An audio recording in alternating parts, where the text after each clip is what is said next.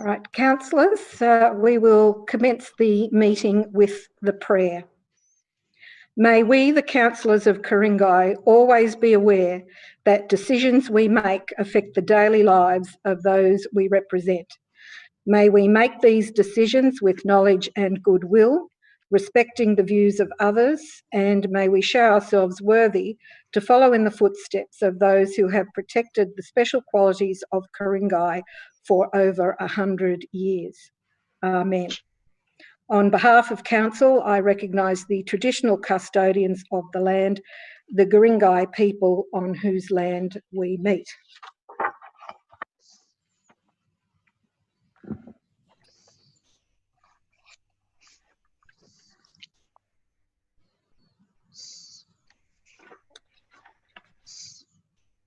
Ladies and gentlemen, welcome to the May Ku-ring-gai Council meeting. Due to the COVID-19 situation, this council meeting will be held remotely. Before the meeting begins, I will outline a few points regarding this evening's proceedings. During the meeting, councillors will appear on screen. Staff will only appear on screen if questions are directed to them by the council. Tonight's meeting will be live streamed on the council website at www.kmc.nsw.gov.au/live stream. The webcast of the meeting will remain on the website until the minutes of the meeting are formally adopted by council. The live stream will commence once the Mayor is seated and will cease if council goes into a confidential session where the public and the press are excluded, pursuant to Section 10A of the Local Government Act. Council meetings remain open to the public online, but speakers now address the council through the monthly public forums and not at council meetings. Again, due to the COVID-19 situation, the public forum preceding council meetings does not occur as normal. However, the public were encouraged to send in video, audio, or written submissions. For more information about addressing council during COVID-19, please visit our website at www.kmc.nsw.gov.au. All present tonight must refrain from engaging in disorderly conduct, publicly alleging breaches of the council's code of conduct, or making other potentially defamatory statements. Councillors and council staff must declare and manage any conflicts of interest they may have in relation to any item of business that is the subject of the meeting agenda this evening. I will now call upon councillors for any apologies. I think everyone is here though. General Manager, are there any staff apologies? There are none from the staff, Madam Mayor. Thank you. Councillors, are there any declarations of interest this evening? None. General Manager, are there any staff declarations? None from the staff, Madam Mayor. Thank you. General Manager, would you please list documents circulated to councillors? Madam Mayor and councillors, just the Greens, which contains MM2, which is Valet Dr. Patrick Simon. Thank you. Councillors, I seek a motion for confirmation of the minutes of the ordinary meeting of council held on the 28th of April 2020. That's moved Councillor Kelly, seconded Councillor Pettit. All those in favour? That is unanimous. We move to minutes from the Mayor and we start with MM1, Valet Philip Langley. It is my sad duty to advise my councillor colleagues and the community of the passing of an esteemed local resident, Philip Langley, at the age of 82. Philip was a lifelong resident of Ku-ring-gai and a committed volunteer to a variety of causes and community groups. Born in Killara, Philip went to school at Linfield Primary School and then to Shaw. He trained as a mechanical engineer, working at CSR and later at Standards Australia. A well-known identity in the Killara neighbourhood, Philip was a scout leader at East Killara, served on the East Killara Uniting Church Council, and helped establish a federated music club at East Killara Uniting Church. Along with others, he also started a men's tennis club on Saturday mornings and played tennis 3 times a week up to the end of his life. At Gordon Park Probus, Philip produced the monthly newsletter, enjoying many of their trips, including to South Africa and Vietnam. It was on his last trip to Tasmania last November that he realised that he was ill. Philip was passionate about Ku-ring-gai's unique environment, and bushwalking and wildflowers were among Philip's and his wife Jan's interests. He was a keen member of the Bush Care group at Jindalee Place, East Killara, for about 30 years, Secretary-Treasurer of East Killara Neighbourhood Watch, and a community member of the Friends of Ku-ring-gai Environment Folk Community Group. Both Philip and Jan, who died in 2011, were members of Folk. Folk honoured Jan by giving a sustainability award each year in her name to a primary student at the East Linfield Public School. Even when Philip only had a few months left to live, he attended Linfield East Public School to present Folk's 2019 Jan Langley Award. The children listening to him were enthralled by his commitment, even though it was obvious to them he was very ill. According to Folk President Kathy Cowley, Philip Langley was a committed volunteer for the bush regeneration in East Killara. He understood the value of Ku-ring-gai's environment and was a great supporting member of Folk. By his strong volunteer ethic, he and his wife Jan brought the East Killara community together. Philip is survived by his 3 children, David, Abby and Justin, and his grandchildren. On behalf of the Council and our community, I extend my deepest sympathies to his family on their loss. May Philip rest in peace. I move that the mayoral minute be received and noted, that we stand for a minute's silence to honour Philip Langley, and C, that the Mayor write to Philip's family and encloses a copy of this mayoral minute.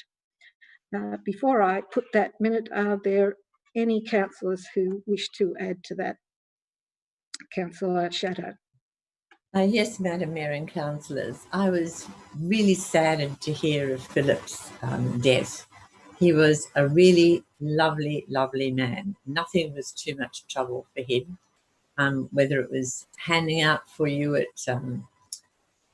election time or just appearing when you were at a community event and just making you feel comfortable. He just really was a community member. I shall miss him very much, and I'm sure he's going to be missed by his family. Thank you, Councillor Shadow. Certainly, it doesn't seem like 2011 that we were also sitting and offering a mayoral minute in remembrance of his wife, Jan. So certainly they were obviously a formidable team together and did so much for our community. I am aware that Mr. Langley's daughter was keen to attend the council meeting in person for the purpose of this mayoral minute to honour her father. But unfortunately, with the current restrictions, that was not possible. But I believe the family has been given all the details for viewing this meeting online. So I do hope that they are watching and listening to this and are well aware of Council's great esteem for both their parents, and we certainly understand how particularly difficult it is at this time for families losing loved ones under these current restrictions. If there are no further comments, I will put that minute. All those in favour? That is unanimous.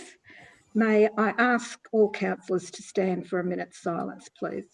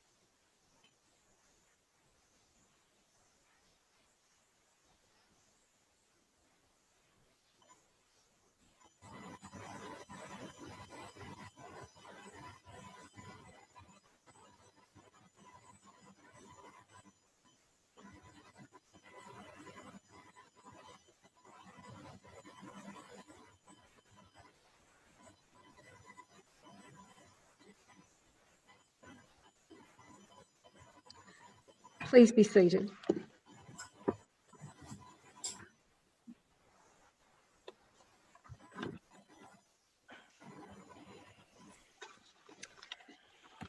Thank you, councillors. We now move to the late item, which is another valet.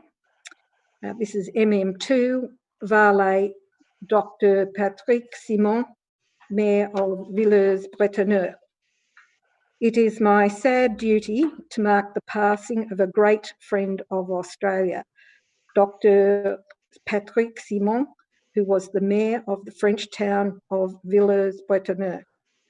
Dr. Simon died last week at the age of 64 from complications arising from COVID-19, whilst serving as mayor at the time of his passing. Villers-Bretonneux and Australia have been closely linked since our soldiers played a huge role in liberating the village from German occupation during World War I. As mayor of the town close to the memorial site so significant for Australia, Dr. Simon continued the tradition established by former mayors of Villers-Bretonneux of commemorating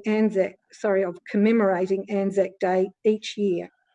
Dr. Simon was also a strong supporter of the new Sir John Monash Centre in the town, which is visited by thousands of Australians discovering their country's wartime heritage. Mayor since 2008, Dr. Simon's determination to maintain his town's special bond with Australia earned him an honorary Order of Australia medal in 2015. Only a few months ago, he led the community in fundraising efforts to aid the Australian communities in the bushfire recovery. In this, he was aided by another great friend of Australia and Ku-ring-gai through our friendly towns relationship, the Mayor of Pozières, Bernard Delart, who joined him in this fundraising effort. Around $37,000 was raised in total, thanks to these two gentlemen. Dr. Simon launched the fundraiser after seeing reports of the devastating bushfires across Australia earlier this year. Quote, "The idea came from my heart. Everyone here was talking about the fires and we were appalled," Dr. Simon said at the time. Dr. Simon's leadership continued to honour the bonds of service and sacrifice between our two countries, forged over 100 years ago. His passion and commitment to this cause and our country will be deeply missed. On behalf of the Ku-ring-gai community, I express our sincere condolences to his family and the people of Villers-Bretonneux on their sad loss.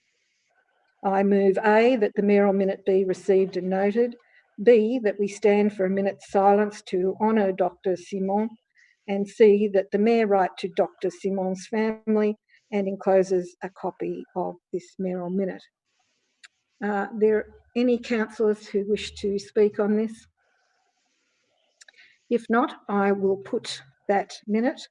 All those in favour?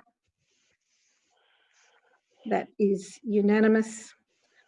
Would you please stand for a minute's silence?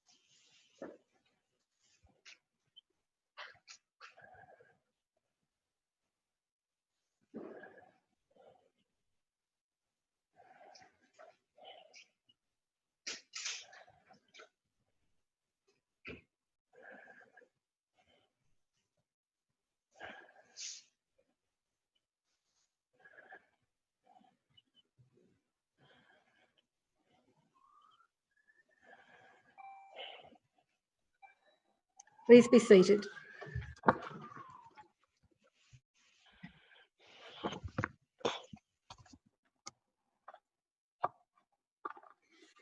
Councillors, we now move to petitions. Are there any petitions?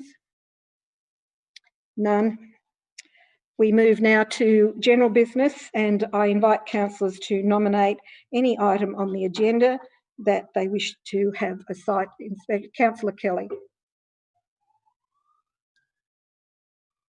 My mistake, Madam Mayor. I didn't realise you're going to site inspections. I beg your pardon.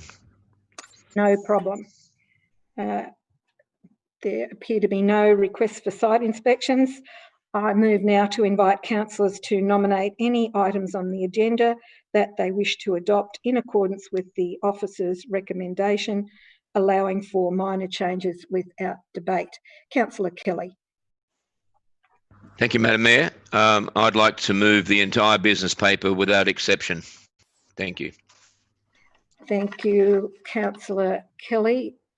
I will withdraw the rescission matter, which is in M1. In M1, yeah. And I would withdraw GB2, Taramaraha. Thank you, Councillor Spencer, for Thank that. you. Has removed GB2 as well.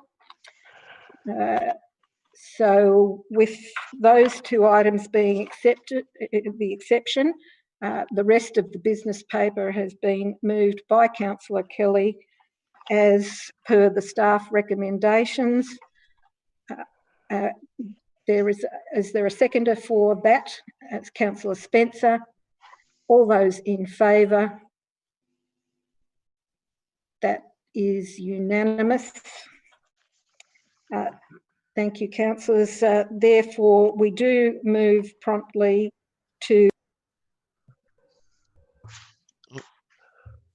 I'm sorry, we can't hear you, Mayor. Was it just me? No, No. I can't hear her either. No, Madam Mayor, you went to mute. But it's not mute on the screen. That's right. She's got tech support.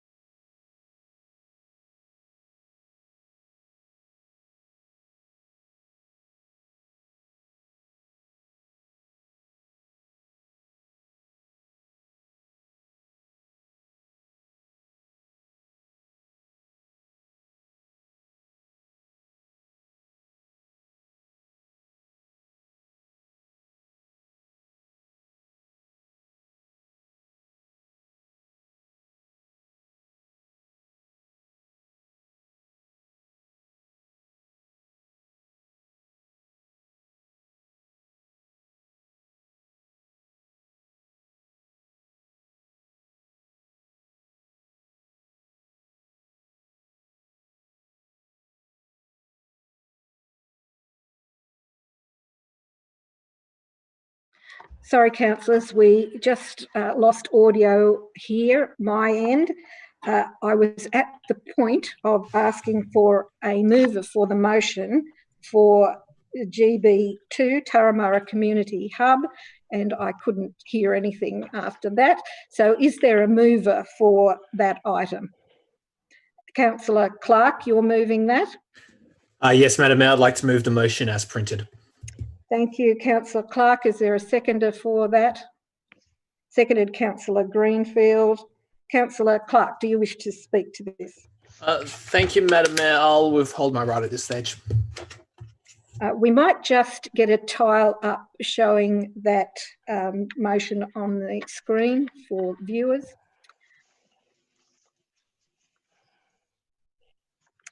Councillor Greenfield as seconder, do you wish to speak to this? I'll withhold my right at this time. Thank you. Thank you. I would like to speak against this, and I can't find that button where I'm supposed to press. I'm sorry. That's all right. I can hear you, Councillor Spencer. You have the floor. I would like to say on behalf of a number of residents that I represent that are concerned that this Turramurra Community Hub will not happen. I understand it is to be paused pending the outcome of the LEP and so on. I fully understand all those things, but just have to say that I cannot support this as a representative of my constituents. Thank you. Thank you, Councillor Spencer. Are there any speakers or questions on this matter? Yes, Councillor Clark, you have your lot on. Oh, no, Madam Mayor, I just didn't withdraw my hand. Let me lower my hand. Okay, Apologies. no problem. Councillor Kay. Okay, I just have a question. Yes. So what amount of extra time are we looking at when we say pause until we have the outcome of the comprehensive LEP? What is the estimate there? General Manager. Sorry, yeah, so that through you, Madam Mayor, yeah. Sorry. Yes, to the staff, General Manager. Madam Mayor and councillors, as it stands, it'll be 2021, so next year, but Director Watson may wish to comment further. Director Watson. Madam Mayor, we expect to prepare a report to Council in the very near future in relation to the housing strategy, and attached to that we will be detailing a timeline for preparation of a new LEP. There are certainly some funding and resourcing issues that need to be outlined, but it certainly won't be any earlier than 2021 as suggested by the General Manager. And Director Watson, further to that, that reinforces that Council is committed to proceed as soon as possible with the Turramurra Hub and other hubs. Through you, Madam Mayor, I'm only responsible for preparation of a comprehensive principal LEP for the town centres, not planning of the hubs. Well, perhaps it's best for the General Manager to respond to that, as we don't have the staff member present who is directly responsible for that. Mr. Douglas is present, but I'm happy to respond. Okay, thank you, General Manager. The rationale behind this is that obviously Linfield only went ahead before a comprehensive LEP because of the funding issue with Transport for New South Wales. And we think it's now better to have certainty around the zoning before these major projects go ahead. And given that's next year, we think that's the prudent course of action. If Mr. Douglas wants to add further, I'm happy for him to comment. There you are, Mr. Douglas. Thank you, Madam Mayor. Thank you, General Manager. I don't have anything further to add to that, only to say perhaps that there's certainly no intention not to proceed with the project. It's an intention to proceed with it in a timely manner, and when we've got a better understanding of the real planning controls that relate to the site. Thank you, Mr. Douglas. Councillor Kay. Oh, okay. So when we talk about 2021, are we talking early 2021 or late 2021? Are we talking before elections, after elections? Do we have an estimate? Director Watts. Director Watson. Madam Mayor, through you, as I alluded to in my first answer, I'm not actually able to put a time on it at the moment. There are large elements of preparation of a principal LEP which are currently unfunded, and they remain unfunded in the next budget cycle. Thank you. Thank you. Councillor Greenfield. Thank you, Madam Mayor. Through you to the relevant director, is there any parts of the Turramurra Hub that can be done in preparation prior to the LEP being completed? Mr. Douglas. Mr. Douglas. Thank you, Madam Mayor. The progress of the project from this point on, I should say at the start that there is an adopted master plan adopted by Council in 2016, which now forms part of the LEP and the DCP. To progress the project further requires negotiation with a third party because the master plan does involve lands that Council doesn't own. So for us to do that, really we do need to understand the planning controls on the site so that we can further develop the financial model. And I don't think we really are in a position to do that until we know the planning controls. Okay, so you're saying that if we started to do any more and spent any more time on it, then it may not be relevant once the LEP is completed. Well, that's the risk, that if we spend more time, staff time and consultant time and money developing the financial modelling and the planning and the built form modelling for the project without knowing what the planning controls that are ultimately going to apply to the land are, then the risk is that that may not be money well spent.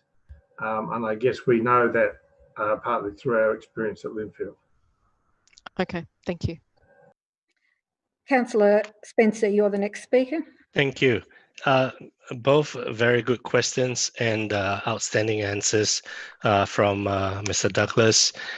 If I could seek clarification from General Manager, Director Watson or Mr. Douglas, that the common understanding of the word paused is paused.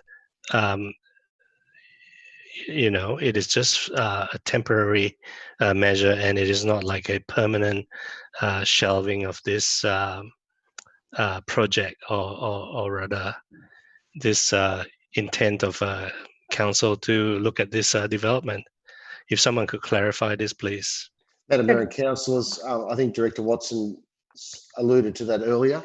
As soon as we have certainty around the controls under the LEP, this project will go ahead. This project is only on hold until we have that certainty about what is permissible in that town centre.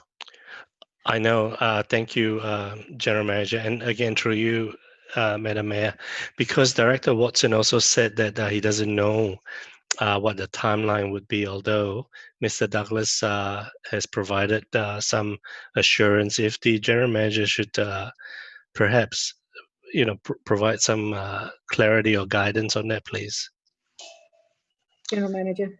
Madam Mayor and councillors, Director Watson may wish to comment further. At this point in time, the LEP is mooted to be completed in 2021, although the Director has said that some aspects of that work are currently unfunded, but we need to deal with it. Director Watson. Through you, Madam Mayor, I don't have anything to add to that response given by the General Manager. Thank you. Sorry, Councillor Spencer. Thank you. Do we have a cutoff date? We can't leave this indefinitely. Is there a period of time or a particular date where if nothing happens, then we have to sit and rediscuss this matter again? Director Watson, Madam Mayor. Director Watson.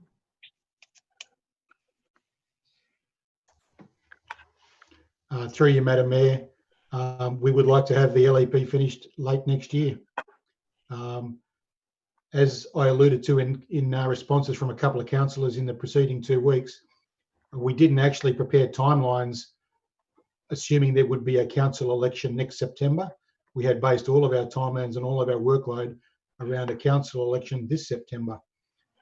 We had programmed the project so that we would conclude a housing strategy in the term of this council, and the next council would entirely own the planning proposal for that next phase of dwelling targets.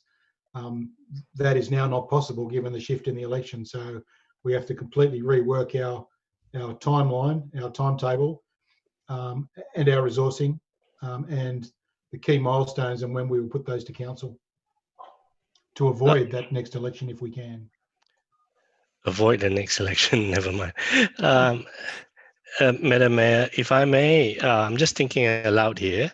If it is possible, and whether the mover of this GB would consider as well, could we include a timeline as to how long the pause would be, say 24 months, 36 months, just a reasonable timeline that we would then come back and look at this again if nothing happens. Look, if something happens, then it will be before that 24 or 36 months. But we should have an end date, to say if nothing happens, then we would sit and discuss this matter. I'm not suggesting that we will proceed or not proceed, but just a pause period. And Councillor Spencer, General Manager, is that feasible? Absolutely, Madam Mayor. Would you like to specify something, Councillor If I may. Mm-hmm. So in the recommendation where it says Tarramurra Community Hub be paused for a period of 24 months, pending so on and so on. Director Watson, may I? It could be 36 months or, just a number there. Yeah. Director Watson, can I ask you, is that problematic at all, that time frame? Through you, Madam Mayor, what you're pausing is not the work I'm doing, it's the work that Mr. Douglas is doing. Yes, correct. Correct, but bearing in mind the comments about the funding issues and so forth, and potentially pausing to 2021, which is less than 24 months away. I would have thought 24 months, Madam Mayor. Councillors gave you more than sufficient time to work out exactly where you're at. It takes you to May 2022. Is that, I'm sorry, I jumped in. That's all right. Councillor Spencer, the staff is suggesting specifying May 2022, which is of course 2 years' time. And if the mover would incorporate that into the wording? Yes, the mover and the seconder, Councillor Clark and Councillor Greenfield, are you happy with that? Yeah, I'm happy with that. Councillor Greenfield, you're happy with that as the seconder? Yes, thank you. All right, so that has been incorporated. We might get that up on the screen so you can see that there. Okay. Councillor Spencer, you've finished at this point, and if so, we'll move to the next speaker. I am, thank you very much. I'll put my hand down now. Thank you, Councillor Spencer. We move to the next speaker, Councillor Nye. Thank you, Madam Mayor. Just a question from me. So if I search for the word accelerated LEP on Google, it points to a Greater Sydney Commission website which says that our LEPs should be completed by June 2021 anyway. So my concern about, or my question around the current wording is, if we specify 24 months, it sort of implies that we can't start until May 2022. I'd rather it say up to 24 months. So then that gives us flexibility such that, let's say we're done with the new LEP by June next year, we can start in July rather than have to wait till May. So I'd prefer to have the words up to incorporated. Councillor Spencer, are you happy with that? Yes, Councillor Spencer is. Councillor Clark and Councillor Greenfield, are you happy to incorporate that? Yes. Yep. Yes, thank you. All right, we'll just get that up on the screen to show that those words have been updated. Sorry, my microphone was off just now. Just wanted to thank Councillor Nye for that suggestion. Thank you, Councillor Spencer. All right, that's on the screen. If there are no further speakers on this item, I'll ask Councillor Clark if he wishes to sum up. No, thank you, Madam Mayor. All right, I'll put that motion. All those in favour? That is unanimous. Thank you. We move to extra reports circulated to the meeting. General Manager. There are none, Madam Mayor. Thank you, General Manager. We now move to motions of which due notice has been given. MM1, change of spelling Narelle Avenue, Pymble to Narelle Avenue with 2 R's. I'm sorry, point of order, Mayor, if I may clarify. Yes. I was of the understanding that Councillor Kelly moved everything else. He did, but we withdrew 2 items, which was GB2 and this matter. I apologise. Thank you. That's all right, just to clarify. So we're now moving to this item. Notice of rescission from Councillors Chateau, Clark and Nye, dated 30th of April 2020. Councillor Chateau. Yes, Madam Mayor, I'd like to move this rescission as printed, but also foreshadow an amendment should the rescission go through. An amendment to the rescission. No, I need some assistance from the General Manager. I believe this is what I need to do. General Manager. Madam Mayor and councillors, a councillor can let councillors know what the substantive motion would be should the rescission be successful, but not debate that, only debate the reasons for the rescission in the first instance. Thank you. Understand. So you're moving the rescission as we have it in our business papers at this point in time. Is there a seconder for that rescission? Seconded, Councillor Nye. Councillor Chateau. Yes, Madam Mayor. We rescinded this motion because what had happened was that what had gone through was Sorry, we haven't rescinded. Just a point of order, clarification. Thank you. Quite correct, Councillor Spencer. We are debating a rescission. Yes, sorry. The motion to rescind, yes. And this is because what had previously been resolved was we thought unsatisfactory because it sought an opinion of experts to monitor this issue, whether it was a double R or whether it was 1 R. When we asked how much that was likely to cost, it was going to be between 10 and 15,000. Director Watson was talking about having a panel would have to be sought in order to select the experts. And really, I just thought it was not wise, particularly at this stage when money is tight, but also because I felt that the experts had already spoken. So that was the reason for the rescinding that particular resolution. Thank you. Councillor Nye, as seconded, do you wish to speak to this? Yes, Madam Mayor. I'd just like to make it clear that if we rescind this motion, all that's doing is saying that we're not going to proceed with an independent consultant to write a report on this matter. Yeah. As all of us councillors know, we've received a number of emails from a number of residents and a number of councillors as well, with evidence on the history of Florence Narelle Hobbs. I personally don't think spending another $10,000 or more will add much to that picture that's painted. And even if we do rescind this motion in the current form, it doesn't mean that we will then decide to, like in the same decision, decide that it needs to be 2 hours. If we rescind this motion, all it does is say we're not going to spend the money on an independent consultant.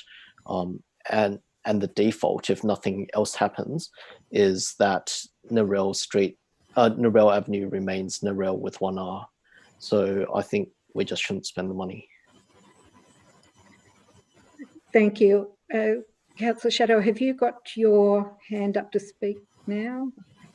No. No? Lower hand. Thank you. Thank you. Well, I might add to the debate by saying, obviously, we're another month into looking into this matter further.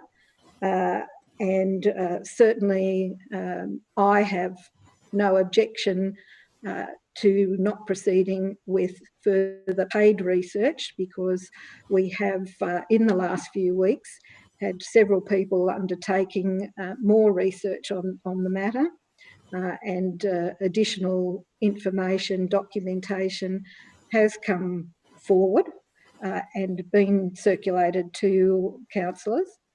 And I would like to thank Jo Harris and Margaret Middleton for the work that they have done, and some of their material was able to then leverage some of my own research efforts as well. And as I said in about 2008 on this matter, it is not clear cut, because we are obviously a level of government and we name streets both now. I'm sorry, point of order, Madam Mayor. Are you debating the issue, or are you just speaking on the rescission? I am speaking as to why I believe the rescission should go ahead, and I'm happy to support it, because I think we have done more research. We, as a level of government, name streets and places with a due process, both now and 100 years ago.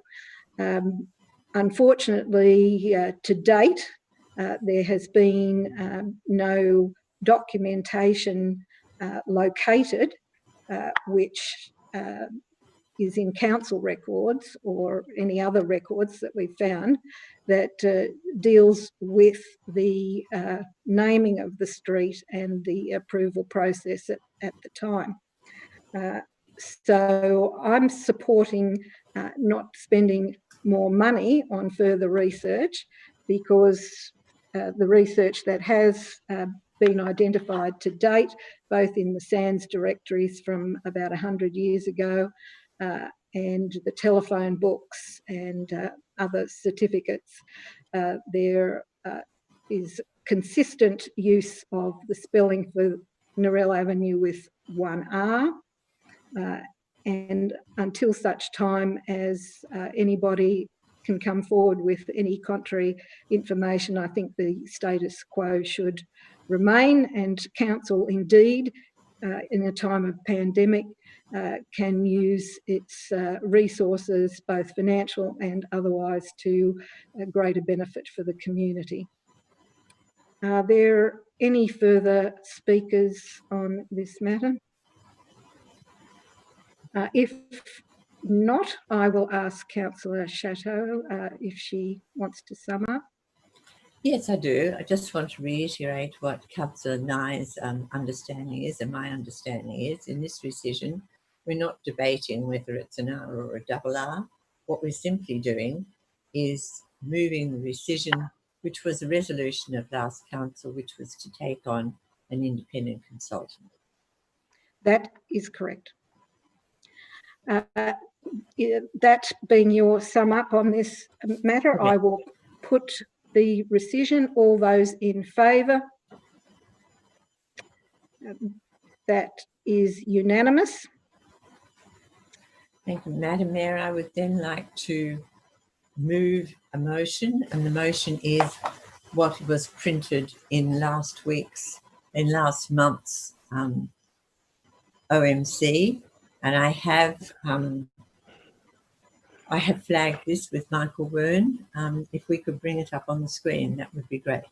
I'm sorry, point of order. Yes, Councillor Spencer, point of order.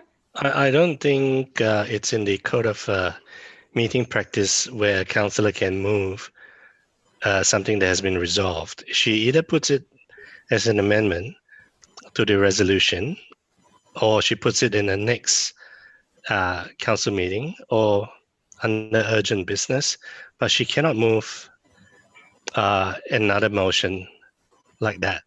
I will Thank you. confirm. I will thank you, Councillor Spencer. I will confirm this with the General Manager, but I understand following a rescission, a substantive motion can be put. General Manager. Madam Mayor and councillors, if a rescission is successful, it's as if the motion was never debated in council. So the previous resolution was never made, and it's a blank canvas, and a councillor can move whatever he or she wishes to do. I'm sorry, if I may seek a clarification again with the General Manager. Yes, Councillor Spencer. So if the rescission is successful, that means the original motion, the original one last time, lapses. And that's the end of it. General Manager. If the rescission is successful, it means that we go back to TORS and we debate the motion from scratch. If the rescission is unsuccessful, it means that you cannot re-debate the matter for 3 months. Correct. If I'm sorry to be difficult, General Manager, if I may seek the corporate lawyer's clarification, if I could be provided a rule, please. Thank you. Yes. Happy, Mr. Taylor. Mr. Taylor. I concur with what the General Manager has said. Perhaps to put it a different way, the Council's just resolved to rescind the decision of the previous meeting. The effect of that is that there was now no decision on this subject matter. The notice of motion in tonight's business paper serves as notice of business on this subject matter, and being on the agenda, it's open to any councillor to move a motion on the subject matter. Can I have the relevant rule, please? I would need to have a little bit of time to direct you to that.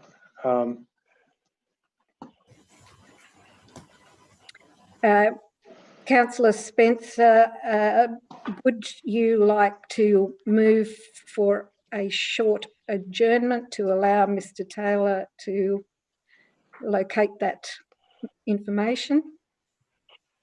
If he is able to find the rule in the next couple of minutes, I doubt he can. I'm not questioning his ability or competency, but I don't recall seeing a rule. And if he could refresh my memory, I would be most happy to allow him to. Mr. Taylor, would it assist you for council to have a short adjournment? If the council would like an answer on that subject, I can probably provide it in less than 5 minutes, probably considerably less than 5 minutes. Councillor Spencer, that being the case, would you like to move for a short adjournment? Yes, please. I would like to move for a short adjournment for this to be clarified. We'll have an adjournment for 5 minutes, if that's satisfactory to you. Is there a seconder for that? Seconded, Councillor Pettit. All those in favour? That is unanimous. Councillors, we'll just have a short 5-minute adjournment.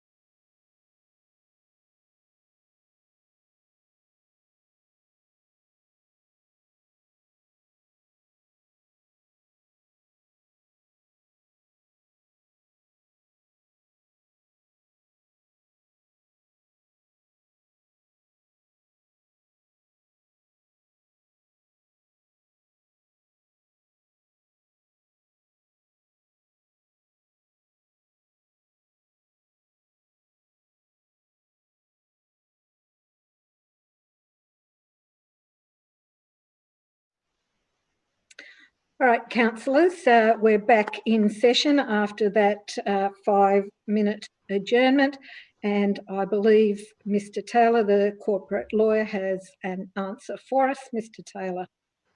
Good evening, Mayor and councillors. Councillor Spencer's question was in relation to whether it was open for a further motion to be moved in relation to the subject matter of the rescission that was passed at tonight's meeting. I'd refer the council to clause 9.1 of the Code of Meeting Practice. That says that the council must not consider business at a meeting of council unless a council is given notice of the business as required by clause 3.9 and unless notice of the business has been sent to the councillors in accordance with clause 3.6 in the case of an ordinary meeting or 3.8 in the case of an extraordinary meeting called in an emergency. In this case, the notice of the business is the rescission notice that is in tonight's business paper. The restriction is further diminished by the following clause in the code, which is 9.2, which says that 9.1 does not apply to consideration of business of the meeting, i.e. there's no restriction on the consideration of business if the business is A, already before or directly relates to a matter that is already before the council, and there's some other provisions that aren't relevant for our purposes tonight. But the rescission is business on the same subject that's already been before the council tonight. So I'd submit that leaves little room for doubt that it's open for the council to consider a further motion on this subject tonight. Hope that's some assistance.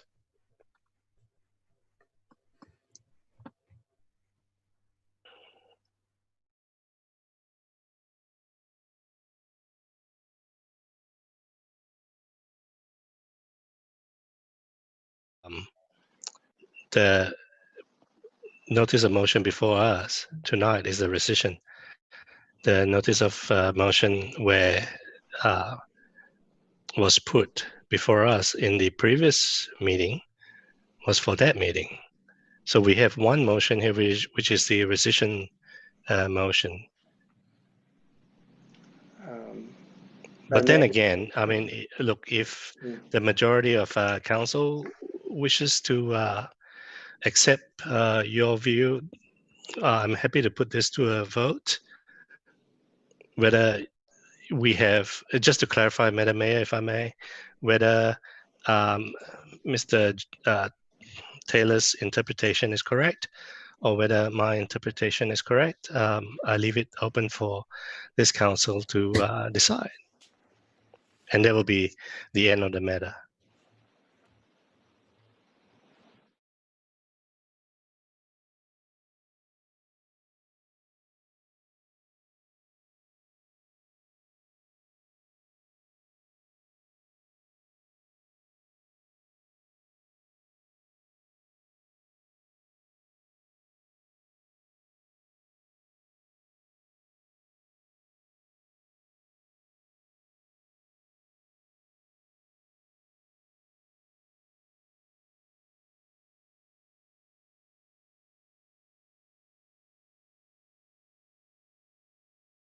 If the correct procedure will be a dissent, am I right? Or I will confer with the General Manager about whether there's any votes required on this after advice from Mr. Taylor, or just dealing with it as a point of order. I'm satisfied to accept Mr. Taylor's advice. General Manager. So, Madam Mayor, the procedure would be that you would either accept or reject Mr. Taylor's advice. If you accept that advice, then it would be up to Councillor Spencer to raise a point of order and dissent, as he said, and there would be a formal vote, and then we move on. Well, I do know that we have regularly, as a council, accepted the procedure of permitting a substantive motion after a rescission. So I am satisfied to accept Mr. Taylor's advice that we can proceed with Councillor Shadow's motion, but if Councillor Spencer wishes a motion of dissent from that, I will obviously take that motion. No, I would agree with the chair. The chair's decision, just to clarify, but not Mr. Taylor's advice. But on this occasion, I would not dissent. Thank you. Thank you, Councillor Spencer. So we will move forward. Councillor Shadow. Yes, Madam Mayor. Well, then I put forward the notice of motion, which as printed. Thank you. I'm wondering if Mr. Wern is able to put that up on the screen so everybody has a copy of it. But I think I need a seconder. You do. We'll just get that up on the screen. So that's the same motion from last month's meeting. That's correct. And I will now seek a seconder for that motion. Seconded, Councillor Nye. Councillor Shadow. Yes, Madam Mayor. When I was approached by the owner of Narelle, Narrelle, and I'm quite sure that all of you have now seen the brass plaque that is on the front of the house known as Narelle. When I was approached by the owner, I thought it made sense that if the street had been named after Narelle, then it should be the same spelling. It just seemed to make sense to me. I'm really, really surprised at the amount of additional red herrings that have been thrown into this. As far as I can see, it is irrefutable that Narelle spelt her own name, Narrelle. It is on all her correspondence.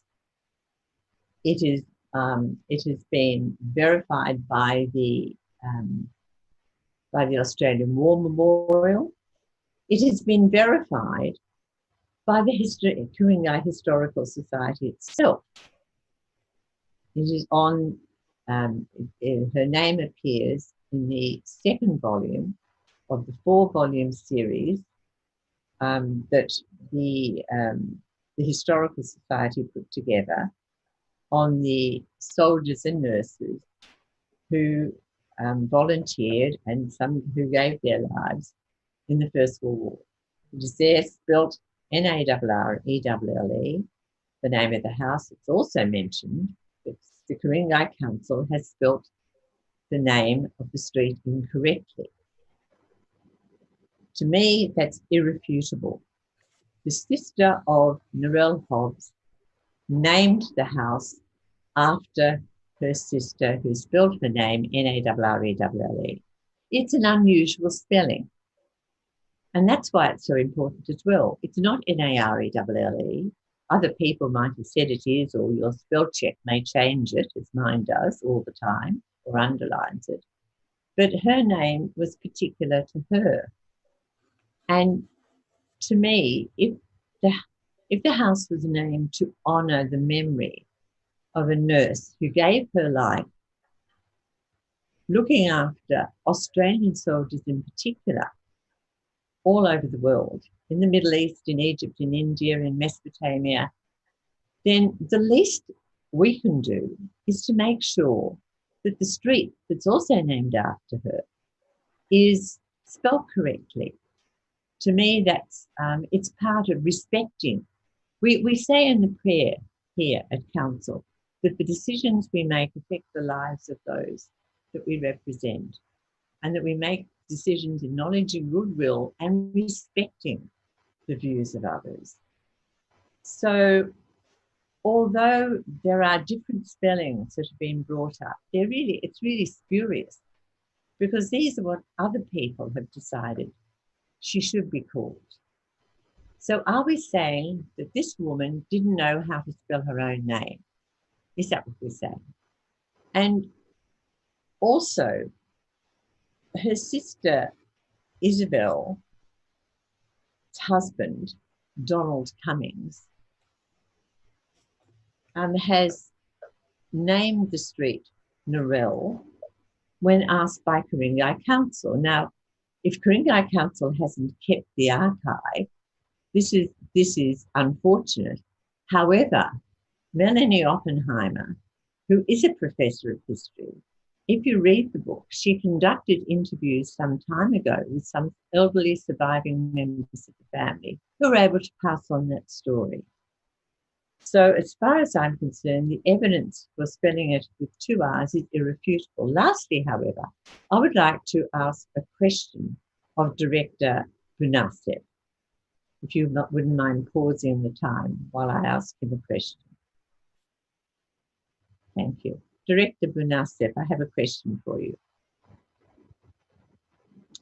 Director Bunasev, what is the usual procedure should a council decide that a street could possibly be named, to have its name changed or the spelling changed? What is entailed, please? Through you, Madam Mayor. Councillors, the usual manner is a consultation with the broader community, specifically with individual properties.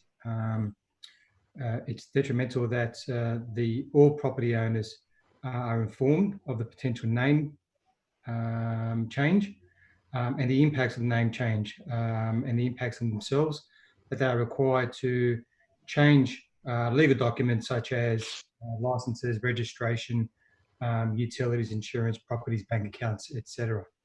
That consultation and the feedback from the community is brought back to council for further consultation, well, for further advice and for an informed decision. Based on that decision by council, if council wish to proceed with a name change, it's referred to the Geographical Names Board for consideration, and they again carry out further consultation before it's either rejected, or if they do concur with the name change, they prepare it for the minister's approval. Thank you, Director Bunasev. So as I understand it then, this is simply the beginning of a process that occurs. So there we are, really. This has actually happened before in council. There is a precedent. Marion Street used to be named Marion, as Margaret Middleton has pointed out to me. But it was changed back to Marian because it's named after the sister of George Edwards, who's the father of Clara, and she spelled her name Marian. And frankly, I think if we can do that for the sister of Mr. Edwards, I think we can do it for a World War I nurse. Thank you.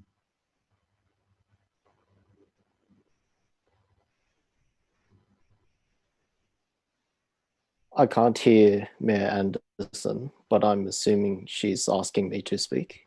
Yep, all right. Okay, so I believe this is a complex matter. Like, I'm not a historian. I'm only relying on the bits of information that have been passed on to me through emails the last few days. But from what I understand, Florence Narelle Hobbs was initially spelt with a single R at birth. And in her obituary, published in some paper, she also had a single R. But Councillor Knight, do you think, Madam Mayor, could I just intervene here? In fact, Councillor Knight, she wasn't christened Narelle at all. She was christened Florence. Narelle was a name that she adopted later on. Okay, well, I'm just going to continue with that anyway. Like there are some documents which say that she's single R, but then on her military record or military associated records, it's spelt with 2 R's by her in her own handwriting. At the Australian War Memorial, it's with 2 R's. When she, like, some people may bring up the fact that when she signed up to help, she had to tweak her name and age and qualifications in order to get through the right hoops, but I don't think it's relevant. I think the challenge we have here is whether to go with 1 R, which is what some documents say, or 2 R's, which is what the military records say. And so then I look back at this Narelle Avenue in Pymble, which I visited today, and my question then goes down to, why did we name it Narelle Avenue? If we're naming it Narelle Avenue because it's in order to honor someone who served in the war efforts, then we should go with the spelling that that person used for the war efforts purposes. If, however, we had named Narelle Avenue for a different reason, so for example, if we had named Narelle Avenue that because it was to honor some young girl who grew up in the area at an earlier point in time, then it should be a single R. So to me, that's the main issue. Do we go with the official military record one because it's in order, like it's to honor someone who served in the military forces, or do we just name it after someone who just sort of lived loosely in the area? And so I personally believe that it should be spelt with 2 R's. It should align with the military record. I was also thinking about precedents and all of that, and I don't have an exact one like the Marion Street one, but I think of someone who lived about 150 years ago, someone called Andrew Patterson. Now, not many people know who Andrew Patterson is when you mention that name, but he actually wrote Waltzing Matilda, Clancy of the Overflow, The Man from Snowy River, things like that, and he's more commonly known as Banjo Patterson. And if you look all over Australia, there's many Banjo Patterson places, Banjo Patterson Park, Banjo Patterson Avenue. There's all sorts of places associated with this nickname, the name that he was most commonly known as for his work. But if you were to then go to any of these places and say, look, you know what? He wasn't born Banjo Patterson. It's not Banjo Patterson on his birth records. It's Andrew Patterson. Why don't you rename it as Andrew Patterson Place or whatever? I think we'd get laughed at. And I think it should be similar for this as well. Like if we're calling this place Narelle Place, Narelle Avenue, I mean, then it should be, we should understand the reason. If the reason is military, then we should also look up the military records. And if the military records say Narelle with 2 R's, then it should be Narelle with 2 R's. It doesn't matter if other people she knows used a single R here or there. I don't think that's relevant. It doesn't matter if she lied on her application forms. I don't think that's relevant. If she is 2 R's in the War Memorial, if she's 2 R's elsewhere for military purposes, and if we're naming it Narelle Avenue in order to honor Narelle, then we should just spell it with 2 R's. So that's why I support this motion, and I'd encourage other councillors to consider that as well. Thank you.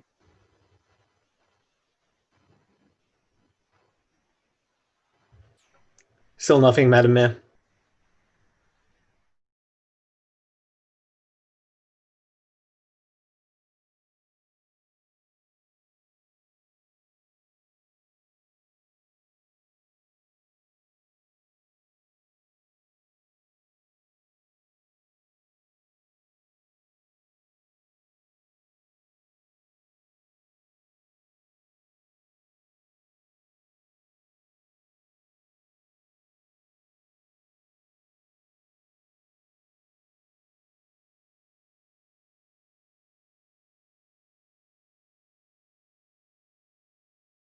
Thank you. Well, I will speak against this motion. Obviously, we have had significant research undertaken by members of our local history society, Ku-ring-gai Historical Society. Indeed, leading research was undertaken by Jo Harris, who has an Order of Australia for services to our community in local history. She does not agree with any material that has been brought forward that would cause us as a level of government to change the name of the street. Usage of a name, whether it be for family reasons, military records, does not necessarily have a bearing on how a local government selects and approves the spelling of a name. for a street within their local government area. This does nothing to take away from the record of Sister Narelle Hobbs. And I know all people who've lost family members during war seek to honour them. And I have had the same thing in my family with my grandmother's brother dying in service in World War I. So certainly through that and my work as Chair of Council's Heritage Committee, I have had close associations with members of our Historical Society. I find their research compelling to me, and family anecdotes is one source of information, but I do not believe that is how councils select names for their streets. No evidence has been brought forward from 100 years ago to show that this street was ever requested or approved to be named Narelle Avenue with 2 R's. All official evidence of Narelle Avenue in the SANS directories and in telephone directories spells it with 1 R. That is not to take away from any family usage. And indeed, Councillor Nye, there are British war records and Australian war records that spell Narelle's name differently, not consistently with 2 R's, and those have been sent to you and other councillors. I don't deny the fact that there's a huge variation in the spellings that I've seen. Narelle is not her birth name on her birth certificate, it is Florence. On her probate records that were sent to councillors today, it's shown Florence Narelle with 1 R. But really, these matters are superfluous to the naming of a street. What she chooses during her lifetime to spell her name as is one thing. How we deal with street names is another. This has been the street name and spelling of this street for 100 years. And some councillors believe that in 2020, 100 years later, we should deny all that and seek to consult with every resident in that street about whether they want to change all their property records, their correspondence records, their driver's licence, their bank details. I mean, this is ridiculous when this has been the case for 100 years with this spelling. And the inconvenience that would occur to every single resident in 2020 from this notion, when it is not supported by 2 researchers from the Historical Society, both Margaret Middleton and Joe Harris, just defies common sense. I would like to certainly urge councillors to vote against this motion, and if it fails, then the status quo simply remains. That the street is Narelle with 1 R as it has been for 100 years. And if any person can come forward with documented evidence saying that it was ever intended or approved as Narelle with 2 R's, then that can come forward at any time into the future. But at this present time, there is no documentary evidence supporting that whatsoever that anybody has produced. Councillor Greenfield. Thank you, Madam Mayor. Sorry, just looking for my buttons, which button to push. I've just done a quick search on the internet, and War Memorial has double R, and then 3 lines down it's a single R. So there is quite a mix. A question through you, Madam Mayor. I believe there is a historic house in Narelle Avenue that has a plaque with its name on it. Could we clarify how that's spelt, please? It is, and I have seen the plaque, and it is spelt with 2 R's. Okay. And Councillor Nye has got that up as a background to show everybody. I will point out that the information both from Joe Harris and from the great-great-granddaughter Victoria Haskins, that the house name was not originally Narelle. it was Birrallee when it was built. So it was changed at a later time. Okay, all right. So we don't know when exactly.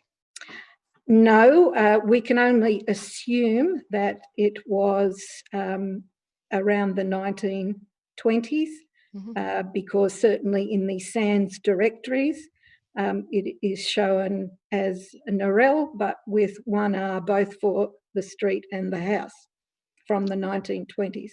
So it's had a spelling issue as well, unfortunately. If, for example, there was a majority of, and I'm not too sure who this question goes to, Madam Mayor, if, for example, there was a group of people in the street that wanted the name changed, if they put a petition to council, would that be something we could accept and then investigate? Or Director yes, Banasif, Madam Mayor. Director Banasif. Sorry, Director Manasif, we can't hear you. You're on mute. My apologies. Thank you, Director. Through you, Madam Mayor. Councillors, that'll be a matter for council. If we do receive a petition, we will draft a report based around that petition and leave the resolution for council as to a way forward. Okay, thank you, Director Manasif. Through you, Madam Mayor, how many homes are in Narelle Avenue, Pymble, please? Somebody mentioned that there were about 30, but Director Banasif, are you aware of that?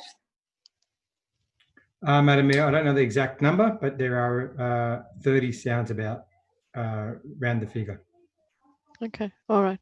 Thank you. It's not a large number of homes, so it wouldn't be a big job to try and get a petition to understand whether there's an appetite in the street, other than the lady that lives in the home, Narelle, to change the street name. And indeed, the way that council usually receives petitions is from the community itself. It's not initiated by council, it's received by council. I'm not aware whether the owner of the said property, who has sought the change, has consulted herself with her neighbours, but that is, of course, open to her to do at any time she wishes. Yeah, I was just wondering if there was a way to get the community feeling, whether there's a sort of a groundswell that they want the name changed, or whether it's just one person who lives in the home. So maybe through you, Madam Mayor, to Councillor Chateau, she may know the answer to that. Councillor Chateau. As far as I know, I mean, there is no petition. We can't organise a petition. That's not our job. That will be up to residents in the street. I don't know if Mrs. Warner has approached anyone else in the street. This came out of the blue for me. She simply approached me because I'm her ward councillor. So no, I don't know the answer to that. But in any case, if she were to do that and to get up a petition, it would still come back to council. It really wouldn't make any difference, would it? I was just trying to understand if there was an appetite amongst residents, or if it was just the resident who lived in the home. That was all. No, I understand. So what I'm saying is, if we were of a mind to resolve that there was enough evidence that it should be a double R, it would then go to the residents, because it's really up to them, the people in the street, to make that next decision. We're not making a decision tonight. We're not being asked to make a decision tonight that is definitive. It's a number of processes that it would have to go through. Councillor Greenfield. Thank you, Madam Mayor. Through you, Madam Mayor. So I think it was Director Bonasif said that we would need to also not only send information out to the residents in the street, but also to surrounding areas of Ku-ring-gai. How many residents would we need to send the information out if we're proposing to change this? Change the spelling of the street. Director Banasif.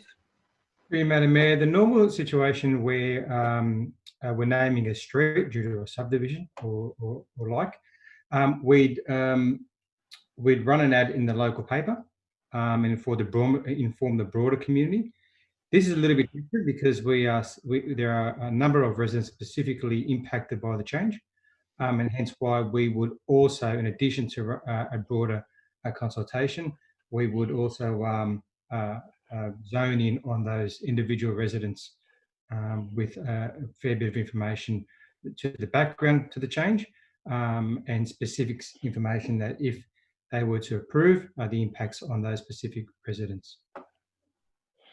Okay, thank you. So we would be asking them if they were in favour of changing the street or whether it was something that they weren't concerned about, correct? That is correct. And if we got the minority that wanted to change it, it would stay as it is. That's a matter for sorry, through you, Madam Mayor, that's a matter for council. Okay. So, Councillor Greenfield, it would be reported back to council and then council would make a decision. Okay, thank you very much. Councillor Spencer. Just a question. We spent the last 5 minutes asking questions. I was just wondering whether the councillors that raised those questions were aware that the opportunity to do all those research, all those queries and so on has been rescinded.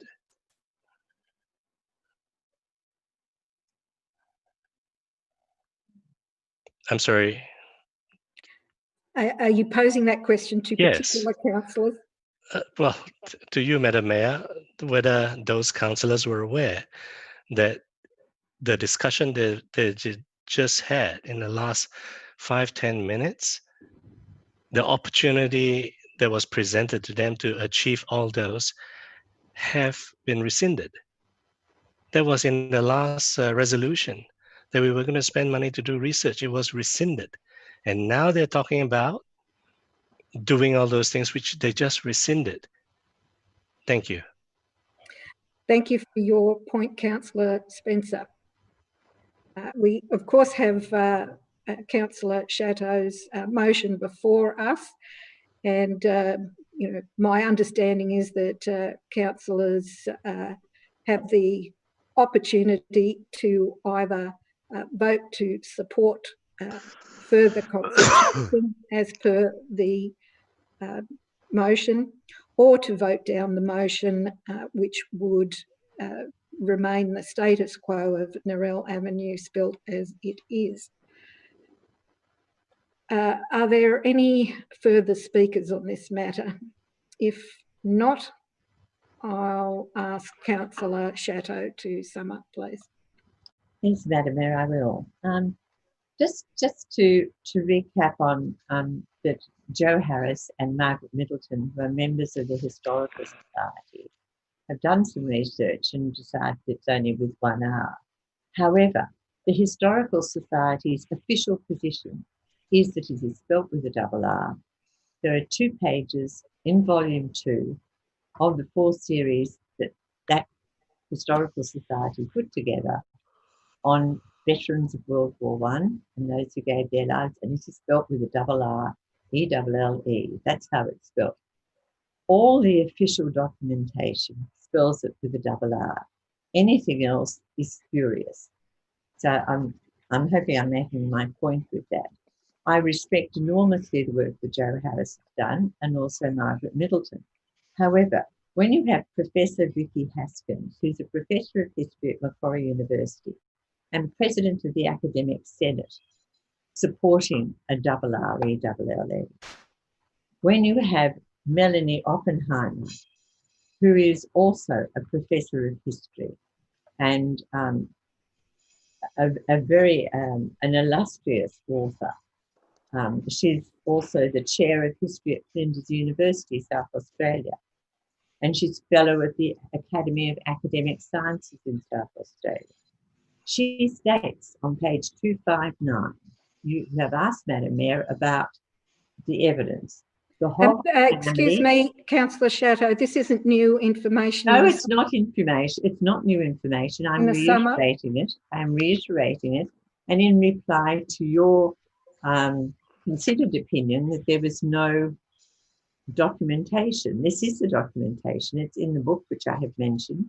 On page 259, the Hobbs family memorialised their sister Isabel, the eldest sister who lived in Pymble, renamed her weatherboard cottage Narelle, N-A-R-R-E-L-L-E.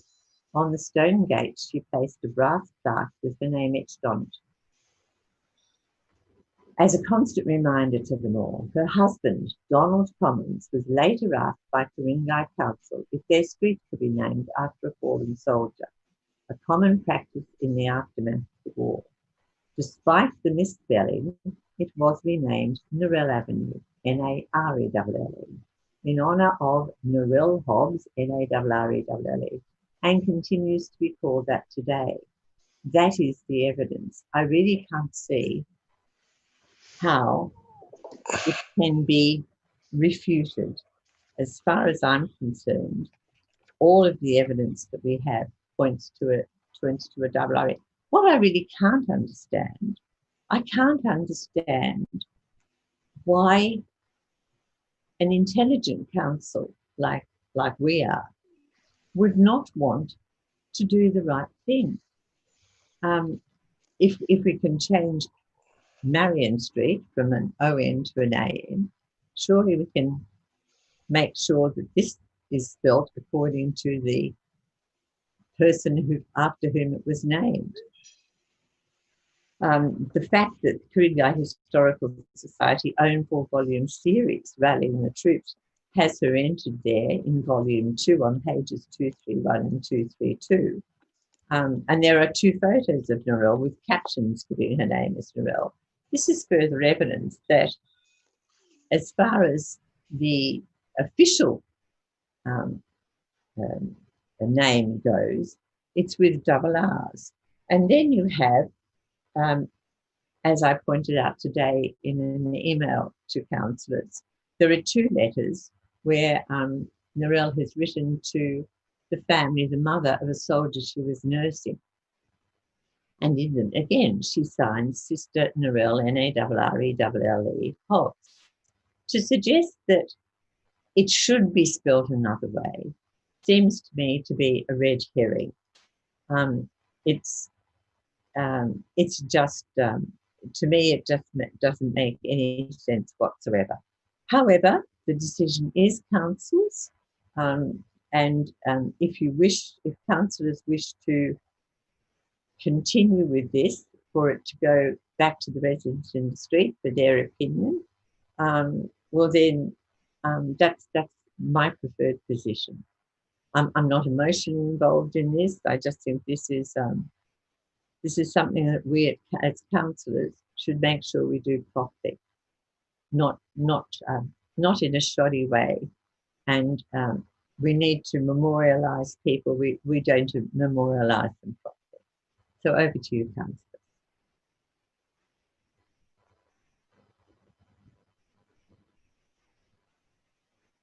Jennifer, you're muted.